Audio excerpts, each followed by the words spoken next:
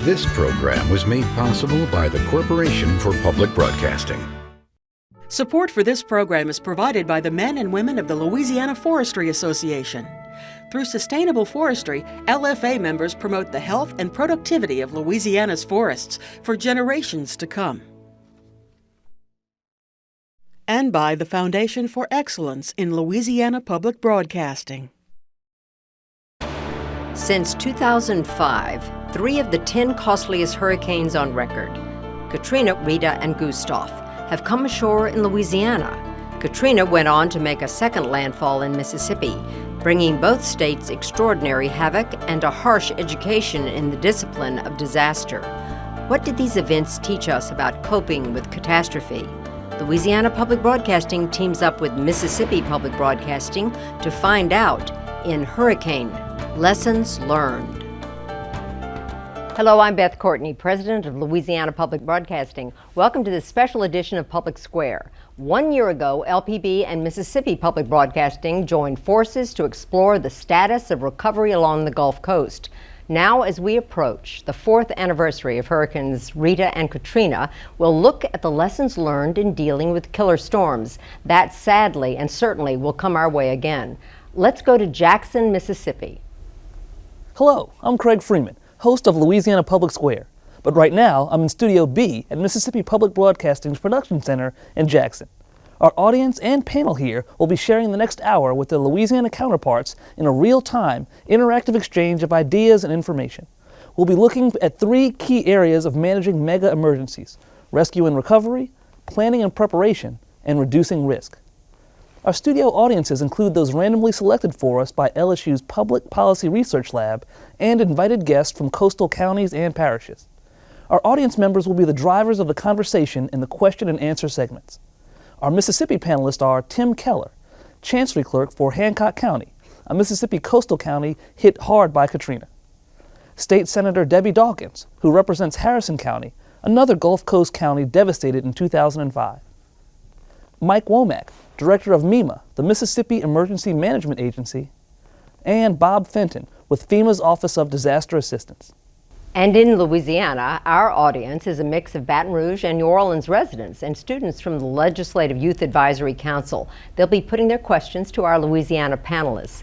Gerri Hobdy, Director of Partnership Relations at the Baton Rouge Area Foundation, which handled millions of dollars in contributions for recovery efforts. Kip Holden, Mayor of Baton Rouge, a host city for evacuees during Katrina and heavily damaged during Hurricane Gustav. Mark Cooper directs the Louisiana Governor's Office of Homeland Security and Emergency Preparedness.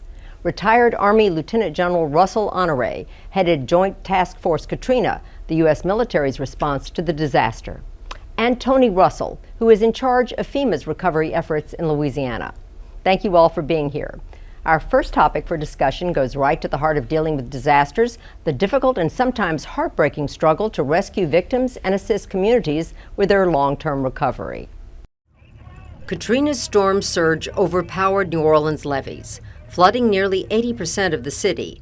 Many residents of some of the hardest hit areas had no means of transportation. Nearly half of Katrina's victims were 75 or older.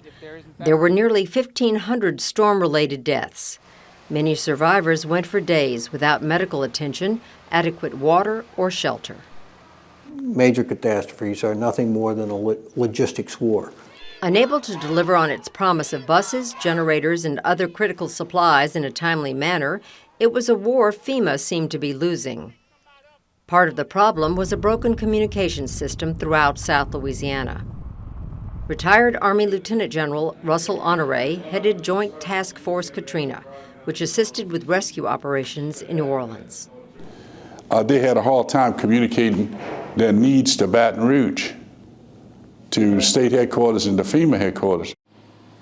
4 years and millions of dollars later, disaster consultant Terry Ebert says, Today, Southeast Louisiana probably has the most modern, the best interoperable dual 800, 700 megahertz radio system in America. Other improvements since 2005. In 2008, the state oversaw the largest mass evacuation in U.S. history when 2 million fled from Gustav. This time, the state's plan included those without means of transport. Department of Social Services Director Christy Nichols. In Gustav, we evacuated or needed to shelter 37,000 evacuees who did not have transportation. It wasn't all smooth sailing. Glitches arose with food stamp distribution and accommodations at some shelters. According to Nichols, new management and new procedures at the agency have addressed those issues. Paul Rainwater heads the Louisiana Recovery Authority, which administers grants to qualified property owners. We've processed over 124,000 applications, and we've distributed almost $8 billion in road home money. That leaves under 2,000 applications yet to be completed. With over 200,000 homes and rental units destroyed or heavily damaged by Hurricanes Rita and Katrina, full recovery is still years away. If you read the reports about Katrina and specifically about what happened in Mississippi, they cite the fact that the governor was strongly in charge, that all the rest of the state agencies responded to what he requested, that he coordinated and his staff coordinated well with the local governments, with city governments, with county governments, and we all worked together to try to accomplish what needed to be done. The city of Waveland was devastated by Hurricane Katrina, with 95% of the homes and 100% of the businesses destroyed. Communication was non-existent for this paralyzed community. In Waveland, not only did we not have communications or computers or fax machines, my goodness, we didn't have paper and pencil. And it's very difficult to paint that picture again 4 and 5 years down the road. Here at FEMA, we have a portable radio switching tower, and it can be rolled into a place like Waveland and restore their 911 dispatch and their radio system, and then we'll be able to communicate with them. And that's the type of thing we did not have before the storm. For Mayor Billy Skelly and the town of Long Beach, recovery has been slowed due to little industry, FEMA red tape, and the lack of affordable insurance. There needs to be a federal wind policy. It should be something that covers a declared federal disaster. And beyond that, anything other than that, your homeowners will take care of it. But if it's declared a disaster, it ought to have a set aside, just like your flood insurance. It ought to be set aside for disaster. And I think that without it, I don't know how long it's going to take for us to recover.